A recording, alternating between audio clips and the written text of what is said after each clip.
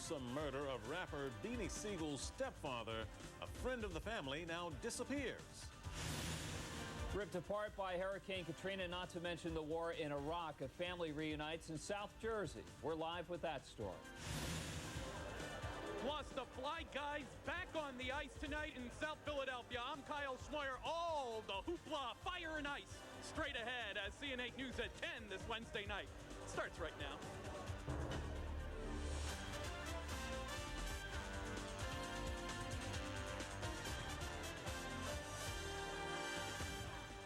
And good evening, everyone. I'm Arthur Fennell. And I'm Kevin Walsh. Thanks for joining us tonight. First at 10, the horrific murder of one man, and then a day later, his friend is abducted. Police won't say yet if the crimes are connected to each other, but it's hard not to wonder if it is some kind of a violent vendetta with a bit of a celebrity twist. Sam Derry III, the stepfather of rapper Beanie Siegel, was shot and set afire yesterday in Philadelphia. Then today's abduction. CN8's Daryl Carver sorts it all out. Police tow away Sam Derry's 91 Oldsmobile to check it for any clues in his murder. Derry, the stepfather of rap musician Beanie Siegel, was found Tuesday in an alleyway behind Forest Avenue. He was shot repeatedly, his body then set on fire. All this happened just a week after Siegel was acquitted on charges of attempted murder. Beanie, as well as his family, have been devastated by this series of events, and it's their hope that whoever was involved or responsible for this brutal killing is brought to justice. I believe he was killed someplace else and transported there and dropped off. The gruesome events surrounding Derry's death were a topic of conversation among many who knew him, including Wallace Moody. You know, he was just talking, it was crazy that, you know, what happened to Sam. The next bizarre twist involved Moody, whom police say was kidnapped at 5:41 Wednesday morning just outside of his home in North Philadelphia. But two black males were both armed with guns who arrived in two separate dark-colored vehicles. Mr. Moody was forced into one of the vehicles and taken from that location. He's just been doing his job from him, you know, working and just trying to do all the right things. So it was real crazy. It's a small world, but none of this could possibly be something that, I mean, any relationship, you know, to someone getting abducted and someone else getting, you know, murdered and stuff like that, that's just a tragedy, both of them. While police won't confirm any connection between the two cases beyond these two crime victims knowing one another, neighbors say all of these developments leave them stunned and confused. I can't imagine what this could possibly be or has happened or anything like that. It's no, I'm just baffled. Philadelphia police also towed away Moody's car to examine it for prints and other evidence that may help them find his kidnappers. Reporting from Philadelphia Police Headquarters, Daryl Carver, CN8 News.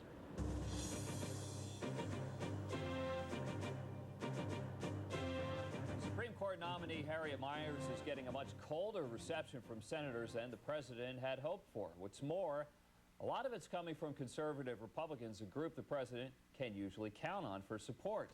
Mississippi Senator Trent Lott today joined other Republicans in calling Miers underqualified. Republican Senator John Thune of South Dakota agreed with Lott, saying he just doesn't know much about her. Even though she likely faces tough questioning, Miers is expected to be confirmed by the Senate.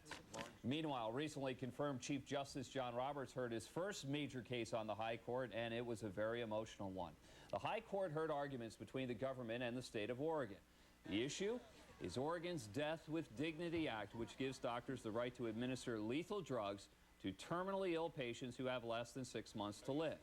Chief Justice Roberts challenged attorneys on both sides of the case, but outside the court, people debated their own views. You know when death is upon you. I want to be able to die with some dignity. If you want to commit suicide, you really should have the honor and the dignity to do it yourself and not take the doctors with you. No timetable on a decision has been set, but what happens here could affect states beyond Oregon. At the Pentagon today, a top analyst with expertise in the Middle East pleaded guilty to spying. Lawrence A. Franklin confessed to leaking classified information to an Israeli embassy official and members of a pro-Israel lobbying group. The 58-year-old Franklin said that he was frustrated with the government and he hoped that the lobbying group could use its influence and its connections to influence the U.S. policy. He will be sentenced in January. Aside from it being against the law, some people in Delaware thought pythons, alligators, and snapping turtles would make good pets. Either their conscience got the best of them or they simply got tired taking care of the exotic pets. So what now? CN8's Justin Gray has that story. A gator on the lookout, a snake ready to strike. It's not the Discovery Channel, but the animal shelter.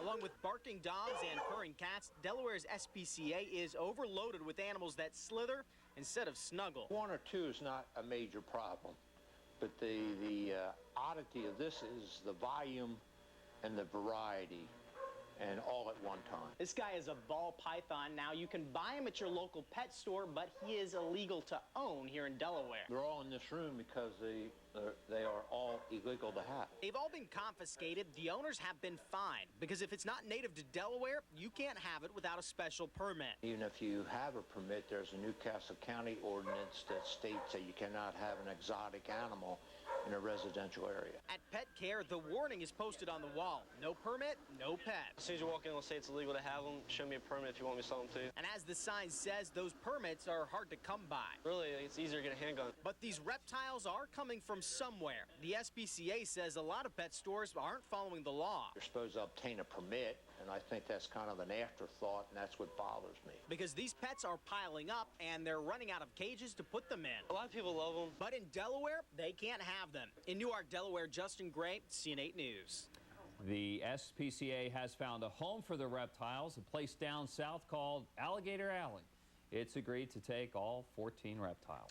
Well, it has been 2 years now since a deadly parking garage collapse, and an Atlantic City casino has now settled the lawsuits stemming from that accident. Today, the Tropicana Casino and Resort settled 7 lawsuits. You'll recall that it was 4 men who were killed and 20 others injured when the top 5 floors of that garage, which was under construction at the time, came crashing down. So far, the amounts of the settlements and the names of those who will be receiving the money have not been released, but a total of 35 suits were filed after that collapse. It's Flyers pandemonium in Philadelphia. Hockey's back, and it's a welcome return to the ice after last season was put on ice. CN8's Kyle Schmoyer is live at Chickies and Pete's in South Philadelphia, where he was hoping to celebrate with the fans, but then something happened with the Rangers, didn't it, Kyle?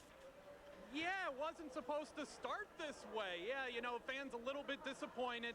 Not off to the start that they all expected this evening. Their Fly guys actually losing to the Rangers 5-3 this evening. But you know, having said that, even before the game, during the game, and a little bit after, there was still a whole lot of cup talk.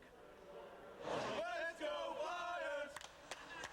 Let's go Flyers! Flyers fans may have taken a year and a half off, but clearly they're in mid-season form, and it's only game 1. It's amazing. Last year was horrible. I didn't know what to do with myself. Now I have my nights back. It's great. I was raised on hockey. I'm from Eastern Europe. I've watched it since I was 4 years old, so the last year and a half have been rough, but it's nice to have hockey back. No tickets to see the game in person?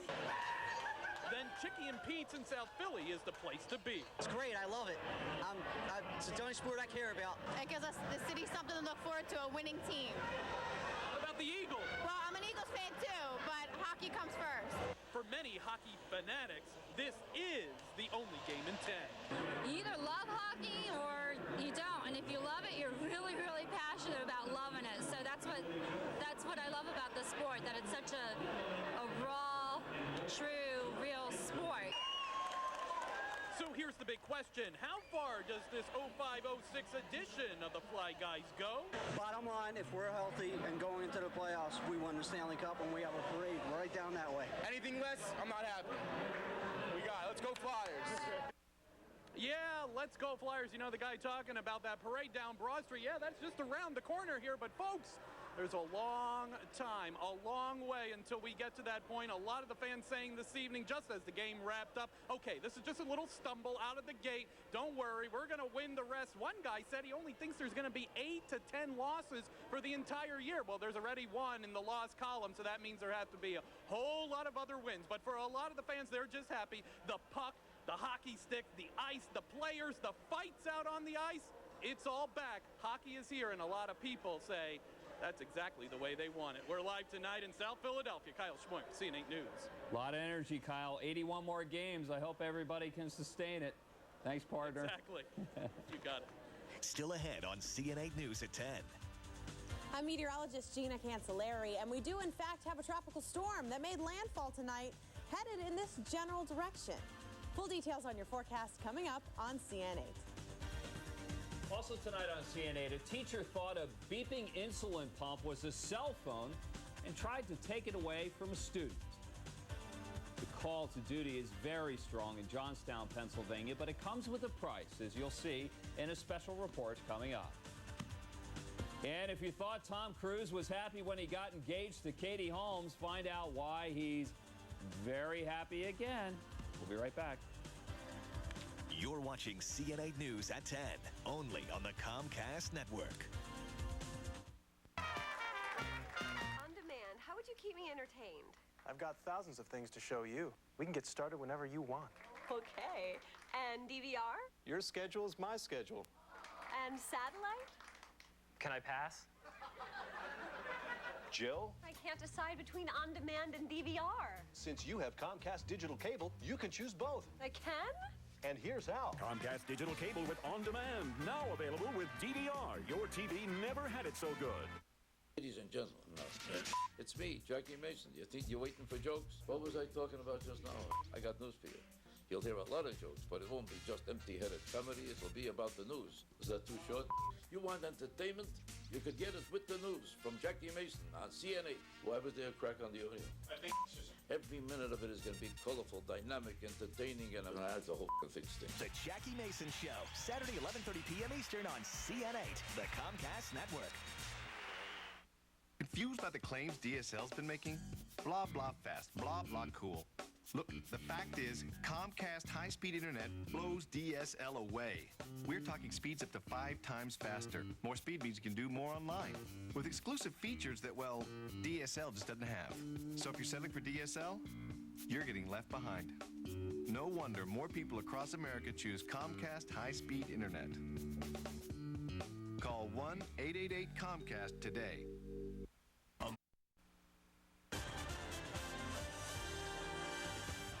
There's more trouble in the tropics thanks to 2 new storms. The first is Hurricane Stan, which has now weakened to a tropical depression after hitting Central America. Already, nearly 100 people have died because of that storm, and many of them died in landslides as a result. That number is expected to climb, however, much higher. And Tropical Storm Tammy is also causing some rough surf along the Florida coast. You can check out the waves crashing in Cocoa Beach. Forecasters there expect Tammy to dump heavy rains on Florida, Georgia, and the Carolinas, and some tornadoes could also spin off from that system. Gina Cancelleri is here now, and it won't be long before we see some pretty heavy weather ourselves. Maybe not as bad as down in Florida, but a result of some of that. Sure, much needed rain is what we're talking about. We are in a big-time deficit as far as rain goes, and we will get it. It's just the systems are slowing down now. We thought once it would happen, on Wednesday, then Thursday. Now it looks like the forecast models are all saying Friday, Saturday morning, best time we're going to see the rain. And we're talking up to 4 inches in some areas. So this is going to be great. Yeah, we need it. So hopefully it'll get here just in time for the weekend. Yeah. All right, let's take a look and show you what's happening as far as the storm names go this year. All righty, we've gone through A, B, C, D, all the way through K. As you know, Katrina, that name is retired. Then the next list will show you the other storm names that are left this season. We have Lee. We did all these already. Lee, Maria, Nate, we've seen them. Rita, yes, we've had that. Stan, now over with. The last advisory was issued earlier this afternoon. Tammy, still going. I'll show you that picture in a moment. There are 2 names left, Vince and Wilma, and we may see these 2 develop too. And then realize that tropical storm season, hurricane season, doesn't end until November 30th, so it is quite likely that we will have Vince and Wilma developing before the time is over. But for now, we are talking about Tammy. It is a tropical storm, and it did, in fact, make landfall. Here it is here. Well, the center of the storm made landfall. It's a big storm, and it made landfall right along the coast of Georgia here. Winds right now sustained at 50 miles an hour, expected to bring about 3 to 5 inches of rain into Georgia as a tropical storm moving on land, sort of diminishing in intensity. There